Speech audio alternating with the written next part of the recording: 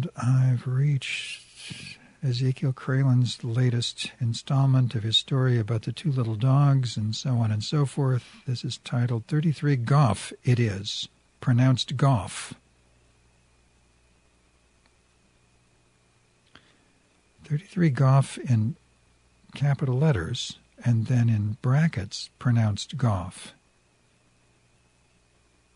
I wonder if I messed that up inadvertently. Should it be 33 Gough, and then it is pronounced Goff? Or 33 Gough It Is? Either way, you decide. I don't care. Ezekiel Kralen wrote, email correspondence, March 27th. Subject, March 19th update, continued. Date, March 27th, morning. OMG, were I 20 years younger, I'd be in his pants and down his throat before you could finish saying Hassenpfeffer. Heck, were I just 10 years younger. But I digress. Neatly dressed in a white shirt, dark brown slacks, and polished shoes, I'd say he has a roof over his head these days, maybe has for years, blessed with a kind of magnetic allure that makes you yearn to be held in those strong, loving arms. But I digress.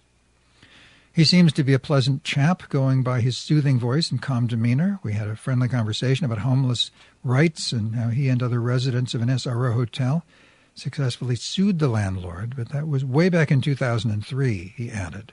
For a few seconds, I fantasized about us sharing the same room, fighting the good fight by day against property owners and rolling the good roll in the hay by night. No doubt he's a consummate lover, bawdy and affectionate, I thought. But I digress.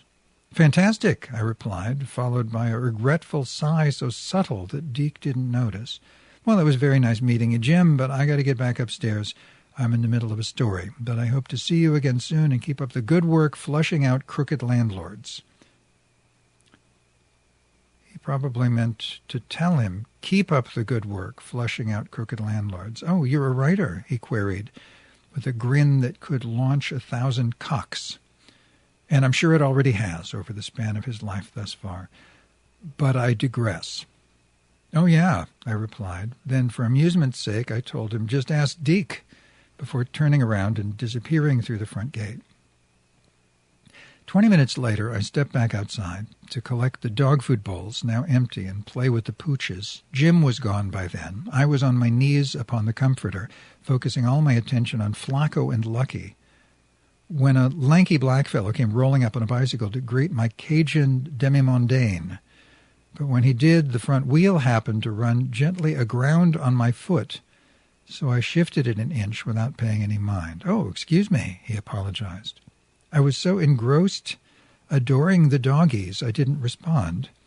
He then engaged with Deke regarding a weed transaction. That is, he asked to purchase a baggie. After the exchange was made, they parleyed a few minutes before the fellow wished him a good night and scooted down the sidewalk toward Noe Street. It was then Deke hollered at me again. This time it was my blocking the sidewalk instead of him, presumably because my feet were sticking out a skosh, and that's why the bicyclist wheel tapped my sneaker. Any excuse to fuck with me. No, I'm not. Stop acting like a bitch, I retorted. You just called me a bitch, he snapped back. Now you're cussing me out. No, I didn't call you a bitch, I replied. I said you're acting like a bitch. Big diff there, brainiac. Well, good physician, he continued to rant on for a bit, obviously attempting to cover up his bad behavior and pin it on yours truly. Exasperated, I finally stood up and declared, okay, that does it. I'm bringing your phone down now for behaving like a punk. It won't be fully charged.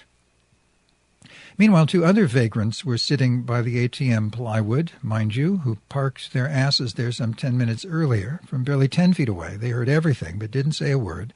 Maybe they felt uncomfortable, but I'm sure glad neither was a friend to Deke, who otherwise might have stood up to defend him at my expense. Life with the homeless gets complicated, especially when they're flying high on no-dos. Deke offered no back talk when I handed him the phone. In fact, he had simmered down nicely and thanked me for all I do for him and the mutts. By now there were 3 indigents by the ATM plywood. The newcomer, a black trans, I think, who called to me while I was speaking with Deke. Excuse me, can I use your phone? I did not respond until I completed my sentence with Deke and then turned to him and said, it's not my phone. What's going on? Deke queried, because he didn't hear my brief exchange with the gentle vagabond. "He wants to use your phone," I said, then skipped back hovel, knowing full well it had no cell service. Signed, Zeke K. Holmes. Addendum. While I was feeding the mutts, and before I got to talk with Jim, I heard a bit of their conversation. My back was turned to them, since I was crouched down and making sure the dog food bowls didn't slide around or tip over. "So, you still living on the streets?" asked Jim. "Nope, I got a tiny cabin 2 months ago." Dick beamed with pride. "Really?" Jim exclaimed. "Sweet. I have another friend who lives in one now. Those cabins are nice." "Yes, they are," replied Dick. Then Jim asked which mini village he was staying at. "Just 4 blocks from here," Dick answered. "The one at 33 Gough Street." "So, now we know, Watson. My conjecture regarding his location was correct. We need wonder no longer. I am surprised, though, that Dick gave that information up right in my presence. Surely he knew I heard, but I feigned otherwise and will continue to do so. Just glad he is obviously elated over his newfound haven. Subject, Wednesday's meetup. Superb. Date, March 27th, afternoon.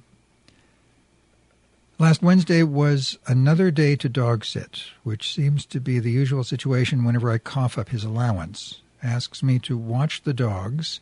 He'll be back in a half hour or so, meaning he'll be gone for 1, 2, even 3 hours, with rare exception. Those buckazoids fly from his hand the moment they land on it, so after he departed, I tethered the pups to a pole, then rushed upstairs to prepare their meal and bring them water. They know the routine. They are so patient. They never howl, attempt to escape their collars, or show anxiety in any other way. Just sit there in contented trust I will return shortly. I have even gotten into the habit of poking my head out the window to tell them I'll be back in a minute, and they look up at me with loving eyes and curiosity. Of course, we then went for a long walk up and down Noe and a couple of side streets so they could run about. By long, I mean the time spent away from my building, seeing as the greater part of our stroll is to sit in a sunny spot by Maury's shop alongside one of those concrete stools, and whichever stool we walk by, there are about 12 scattered along a 3-block length, both sides. Flacco always leaps upon her signal for treats, whether or not she's already had her fill in my estimation, in which case I bend down to give her hugs and say, "I'm sorry, she's had enough." Flacco always accepts the no more nummies situation in good grace and hops off with a light tug on the lead to continue our perambulation toward the next stool, and repeats the routine. Doggy hope springs eternal. After about 40 minutes, I decided we should return to my building, as I never know when Deke will return, and he did say he'd be back in about a half hour, which is sometimes the case, maybe 1 time out of 8. So once more I tethered them to a pole out front and brought down cardboard, sleeping bag, and a bowl of water. The pooches immediately lied down on the fluff with great contentment. The sun was just the right amount of warmth for the furry critters because tempered by a light, cool breeze. I always know whether it gets too warm for the dog, since Flacco starts to pant, but this was not one of those days. All this outside dog-sitting over the months has shown me I don't need any distraction to allay boredom, such as reading a book, listening to a podcast, or diddling on my smartphone for any number of reasons. I could, and sometimes do, engage in such activities, but not often, for it suffices to just sit there and contemplate the day, dwell on various thoughts, and overall enjoy the company of my canine comrades, even though they mostly sleep. It's just nice to have them by my side and to know they love and trust me, and I want them to get a good rest, so their snoozing so much is what I prefer anyway, rather than insist they entertain this pooch-loving pilgrim, though I do feel weird sitting out there on the sidewalk now that the Castro sweep is in full effect, but I don't let it get to me. Instead, I ignore the lingering angst and relish my time with Flacco and Lucky as a blessed gift from the gods. Which ones are they? Well, sometimes the Judeo-Christian angels and saints, sometimes Native Americans, sometimes Hindu or Buddhist, sometimes Celtic, sometimes even Lovecraftian, and so on. IOW, they take shifts, so no particular group of them suffers burnout. I bet they have the more sensible 32-hour work week up there in Nirvana and have had it for quite some time now. Unions must run the place. May even be a socialist paradise, but I'll find out soon enough. No need to rush things before my time.